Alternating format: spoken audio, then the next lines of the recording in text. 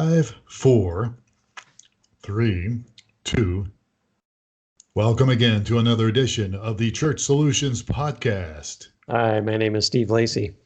And my name is Phil Thompson, and we come to you every week, just about every week, unless somebody's sick or on vacation or we just don't feel like doing this, which is never the case. We always feel like doing it, but sometimes we're indisposed. But we come to you usually every week. We've been doing this podcast for a long time. We started doing video podcast, and it's brought to you by streamingchurch.tv. And I normally say JSL Solutions, and that's what our opening deal says. But JSL Solutions is our parent company. We have streaming video, we have mobile apps, we have church management stuff, myflock.com, website templates, and all that good stuff. So Steve and I have been working with ministries for a long time. And go ahead, Steve, what did I do? You were talking about, we've been doing this a long time. I was just going through today some of our old archives that I didn't know I had on my hard drive. There you go. And I pulled up, I think, the very first time we did this. And well, that was, 10 years ago, I bet, wasn't it? Yep, it was 2010. Yeah. And we solicited the help of Graydon. Oh, my to son drive the camera because we were doing a video deal. Yeah, we were doing video podcasts, and we're still on video. This is obviously audio, but it's also on YouTube, and it's also, if you go to streamingchurch.tv and look at our what do we call them? Resources. We have archives there. So if you really want to get if you want to really get a scary sight, you can look at me and Steve. Mainly me. I'm the guy that's a little scary, as Steve always says. Right? I'm the scary one. Not really. But anyhow, enough of this yammering on here. Let's get to the really important stuff. Yes. We have been involved in ministry for a long time. That's why we do this. And we talk about a lot of subjects. But we are going to talk about streaming today. So we're going to talk about, and might be a little different for some of you, but keep an open mind here. Achieving results based on your streaming goals. So achieving results based on your streaming goals. So I guess, Steve, we're going to talk about what your goals are for your ministry when it comes to using streaming video, correct? Right. So there's a bunch of different churches choose streaming, and for a bunch of different reasons. Right. And if you really think about what the goals are, I think a lot of churches may just fall into, I should be streaming because I hear that's the thing, and so I'm going to start streaming. And so they kind of walk into the streaming without a real clear vision of where they want to end up with it. Yeah. So, it's good. This is good information because I think, there's the old scripture is true. Without a vision, the people perish. You get off track, and it's easy to get off track. And you might think, oh, this is fun. We're doing streaming video. But then, because you don't really have it targeted or you're not really looking at specific goals, it can get a little old after a while, and you can really use streaming video to help your church grow and do lots of things, which we're going to talk about here. So let's just get to it, shall we? So I've outlined here 6 different goals, and there's probably more than that, the goals that churches may have for doing their streaming thing. So the first goal, which is probably, I'm not sure if it's, the first 2, I think, are some of the most popular here. But the first goal would be to just grow my local congregation.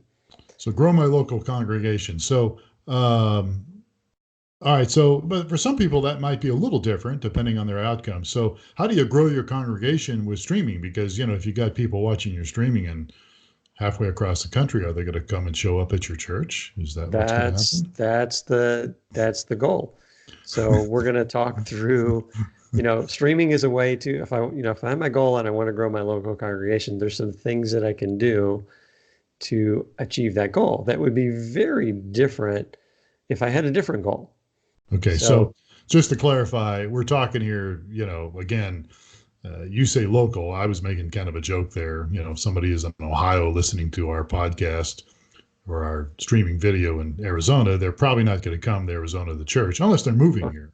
Yeah, but I guess that one flew right over my head. That's okay. So you want to just list these goals real fast, and then we'll kind of get back to them and dig through them. Is that the way we? Yeah, let's just go through the. Right. So there's the first goal is, grow my local congregation. So I just, I'm interested, which is, a goal of most pastors. They want to see more people walking through the doors, more butts in the seats, as I had put here in our notes. So, grow their local attendance. So that's the first one. Yeah, and there's specific ways to do that, which we'll get into that. So, all right. So the second one. So the second one is reach the world with the gospel. So I just want to spread the good news. Okay. And I'm concerned about my local community, but I'm concerned about the world. Sure. So with streaming, I can, kind of open my boundaries and just spread the gospel to, wherever. Right. So there's a different strategy that would be employed if that's my goal. So third would be to start another campus. Start another campus. So that you were talking about another church plant or another facility, right? Or that's related to the church, right? So I may have a vision for having a couple of which is kind of the vision that our pastor has for our church, is he'd like to see several locations of a live church in Tucson. So. So they've gone through a particular process to start another campus, and there's ways to use streaming to facilitate that vision that are very different for depending on what your other goals. Sure. So that's our third goal. Number fourth goal would just be I want to start a new congregation online. I've got my church that everybody comes in, Sunday morning or Saturday services. I just want to I want a group that attends online, and I want to kind of have fellowship and teach a message and kind of do the things for this other online location. So it's only online. It's only online, right? Yeah. I had somebody approach me about that many years ago, saying you should do an online church, but we'll get into that in a little bit. Right. So churches may want to, just create an online congregation and kind of leverage what they're doing there. Okay. So that's the fourth goal. And then the fifth is probably pretty common as well, which is provide an alternative for those unable to attend in person. So that's either people out of town for the weekend, people homesick for the weekend, shut-ins, that kind of thing. So this is just, I want to provide some streaming for people that when they can't make it, they can still do church. Yeah. So, and by the way, I'm going to get us off track, but going back to number 4, create an online church congregation. Some people might be listening to this podcast and think, well, that's kind of strange. Don't you want people to come in your building and all that? There's actually, I know one group that does that, I think in the Chicago area. They're called Darkwood Brew or something. And they rent out a brewery? Darkwood Brew. It's not brewery, but it's Darkwood Brew, I think is what it's called. I'll have to Google it because I haven't looked at them in years. But they actually rent, or they use, I think, a tavern, when it's closed, like Sunday morning, I guess, and they're in there, and the music they use is that they actually have some jazz going on, and then they have, they do their streaming online, and they're literally, and there are some people in there. It's not just totally online, but for most part, their market is, or their target, so to speak, is people watching online. But we can get into that later. I just thought about that, and because I know that might be a little foreign to some people. But so the fifth one is provide the alternative for shut-ins. What's the sixth one? So, another option would be that I want to add another service to my services for people that can't attend on the weekends. So, I want to add a midweek service. So there's ways to leverage streaming to add another service to my lineup with very little investment in preaching a new message and having ushers and greeters and worship bands and things like that. So that's probably one of the little smaller goals that others have, but it's just a good way to there's a whole set of people that work weekends. I was just talking to my neighbor this morning, and she mentioned that she's a nurse, and so she works Sundays. And so she said she's not been able to get to church a lot because she's been working. So, and the church only offers service, but if they had a service, on a Tuesday or something like that, she could do service at, other days of the week. So that's another goal. And then the last is just a mix or all of the above. Okay. How do I go about? So these are our 6 different goals. Grow my local congregation, just spread the gospel across the world. Mm-hmm. I want to start another campus, create an online congregation. You talked about the brew group. Darkwood Brew or whatever. Yeah, I think Life Church kind of pioneered this whole area where they create an online church and have facilitated, and been very successful with creating online congregations. Provide an alternative for those that aren't able to attend in person, and then adding another service to my lineup of services. So the approach, so those are different goals. Right. So, or you can it could be a vision, grow my church, goals and visions related. So every vision requires a strategy, right? Yep. You got to have a strategy. You have to, right. Okay. Which is, and then every strategy requires a plan. Okay. So you got to put certain things in place, and then every plan requires just a bunch of tactics and tasks that you need to go about accomplishing that. Yeah. So depending on whether I want to grow my local church or I want to, spread the gospel to the world, my tactics and strategies and plans are going to vary dramatically. Mm-hmm. Yeah. So, and it takes, and I like that you've put these little bullet points in here that you just read. I mean, vision, strategy, plan, task to do this, because these things just don't magically happen. You have to put some effort into them. Right. I've been exposed to a lot of pastors. A lot of pastors, or a lot of time, they're really good with vision and may be good with some strategy, but then when it comes down to putting plans and tactics and stuff, the wheels fall off. Yeah, so it's challenging, and yeah. And by the way, again, just to get us off track, as I like to do once in a while, I just thought about this, but the internet's like 50 years old. Is it today or yesterday? The internet turned 50 years old. I'm not. You didn't know that, did you? Yeah, it's. I think it goes back to the military. I mean, I know we always used to joke about you being on the internet before there was an internet. I mean, you were on the internet in the 80s or something. Yes. But there's I mean, I didn't expect you to give me grief on this, but I can look it up. But the internet, I think, technically is 50 years old today. So it may not. It's obviously probably not the same. It doesn't look the same 50 years ago that it does now. But the whole thing online. So that would put us in 69? I guess so. Yeah, I guess so. I didn't do it. I overheard this. I saw it on the news, and all that. So I didn't actually do any fact checking on it. But I bet you that's true, at least to some capacity. Yeah. I guess that might work. I mean, it's the internet has had some dramatic changes over that. I mean, the first probably networked computer and the first email stuff was probably around that time. Oh, there you go. Yeah. I thought you invented it. I was under the impression you invented it. Okay. I was in the neighborhood. I was, You were. Actually, I was not. I moved to the neighborhood when I got exposed to it, but it was really out in California area, the first ARPANET. Yes, it was government.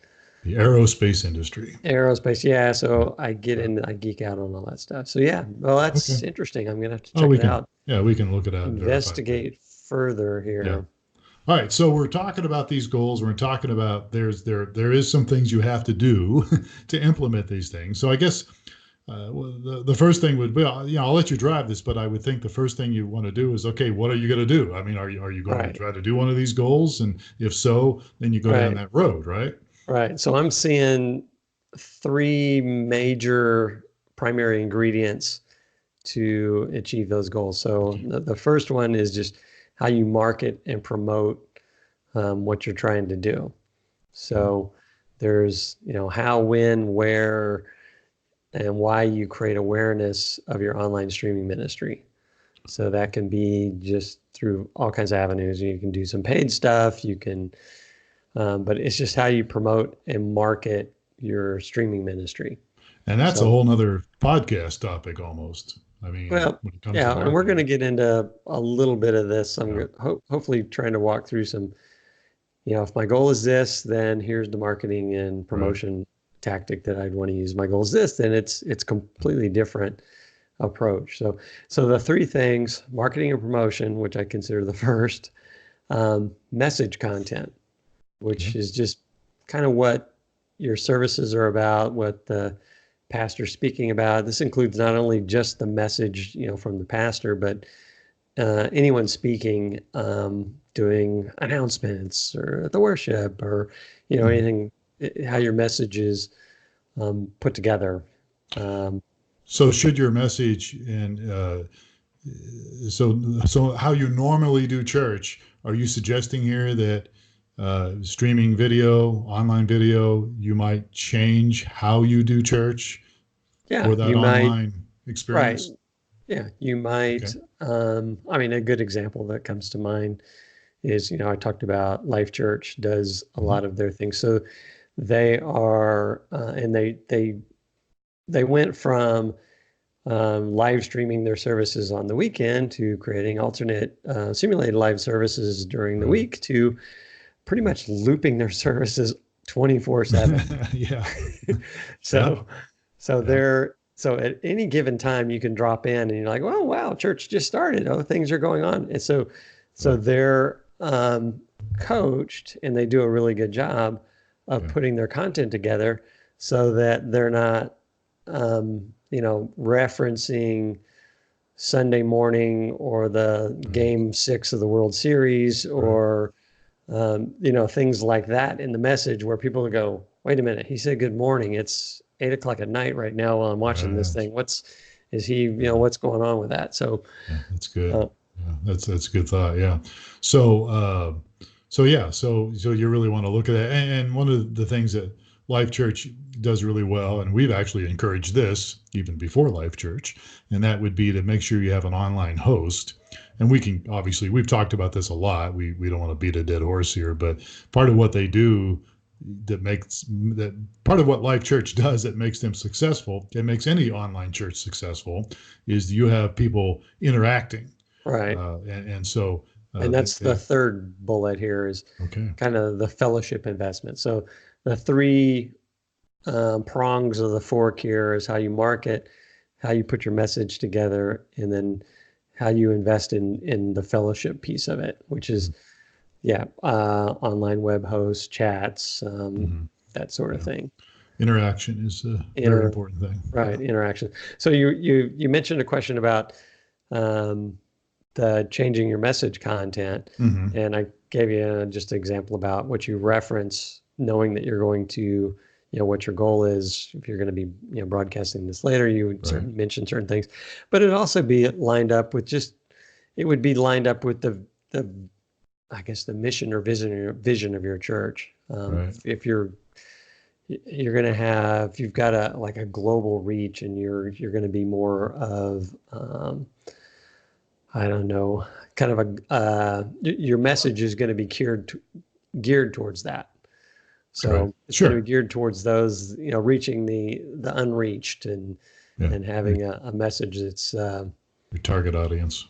targeted for that. So anyway, Oh, so okay. we walked through 6 different goals, and then there's Mm, 3 kind of elements that for each of those. So let's okay. just dig into one of these Yeah, guys. we've got about 5 minutes left or so. So let's kind of Oh, start okay. this, and we can extend this because our podcasts normally go about 30 minutes. So we can obviously we can do a part 2 and a part 3 probably next week. All If right. you're okay with that. So all right. All right. So you want to move into the first point, So right? yeah, let's get into our first, Okay. just showing how this thing's applied. So let's say I want to grow my local church.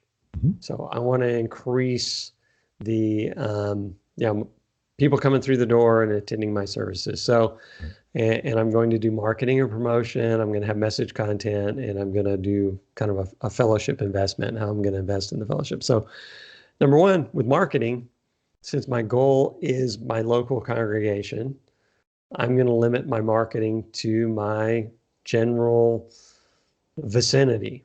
So I'm not going to put a Google ad in, that's going to run throughout the United States when I just want to bring, people to my local 10, church in 10-mile radius or 20-mile radius, maybe. Yeah, that sort of thing. So where you're at. Yeah. right. So with the marketing tools that are out there that, the most popular, Facebook or Google, you can specify who you want to reach. So one of the things you can say is, I want this zip code plus, so many miles. Not sure exactly how pinpoint you can get, but you can definitely get to within a part of a town. Yeah. I was just thinking, like for me, it takes me about a half hour to get to my church every Sunday, and we're in Tucson, Arizona, and Sunday morning traffic's not bad, and it's about a 19-mile drive.